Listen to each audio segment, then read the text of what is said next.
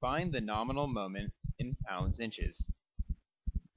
In this problem, a concrete column is reinforced with number 9 size rebar and subject to an eccentric loading, Pn. We are also provided the compressive strength of the concrete and the yield stress of the steel. Various dimensions of the column are given. The nominal moment in the column equals the force times the distance for all concrete and steel elements within the column. If we divide the steel into 4 groups, 1, 2, 3, and 4, and if we take the moment about the centroid of the column, y bar, we can compute the moment as the force times the distance for the concrete in compression plus the force times the distance for all 4 different groups of steel. Let's begin with the moment created from the concrete. The problem statement gives us the compressive strength of the concrete and the beam width. The length A equals theta times C, where 0.85 times 15 inches equals 12.75 inches. To find the centroid of the column, y bar, we notice the column is symmetric with respect to the depth y. Therefore, y bar equals half the total depth, which is 10 inches. After plugging in all these variables, the moment from the concrete in compression equals 2.514 times 10 to the 6 pounds-inches. To find the moment due to the steel, we already know the distances d1, d2, d3, d4, and y bar.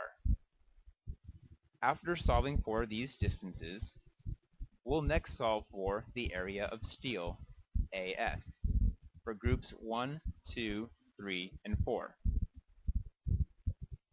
The problem states the rebar is number 9 size, which means each bar has an area of 1 square inch per bar. Therefore, the area of steel in groups 1 and 4 equals 4 inches squared, and the area of steel for groups 2 and 3 equals 2 inches squared.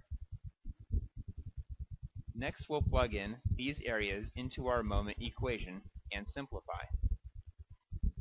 The last variables to solve for are the stresses in the steel, Fs. The stresses in the steel equal the minimum of the yield stress and the product of the Young's modulus of the steel and the strain in the steel.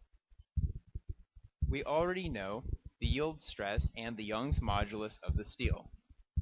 And from strain compatibility, we can compute the strains in all 4 groups of steel.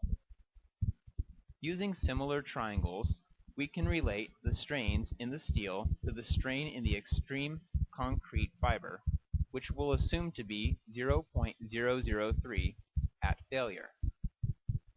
After all the lengths are plugged in, we can solve for all 4 strain values, where the steel in group 1 is in tension and the steel in groups 2, 3, and 4 is in compression. Plugging in these strain values for epsilon s, as well as the yield stress and Young's modulus as before, the stresses in each group of steel are computed by selecting the smaller of the 2 stress values shown here. Now we can return to our equation for the nominal moment in the column, Mn. After substituting in the stress values, the nominal moment in the column equals 5.04 times 10 to the 6 pounds-inches. When reviewing the possible solutions, the answer is D.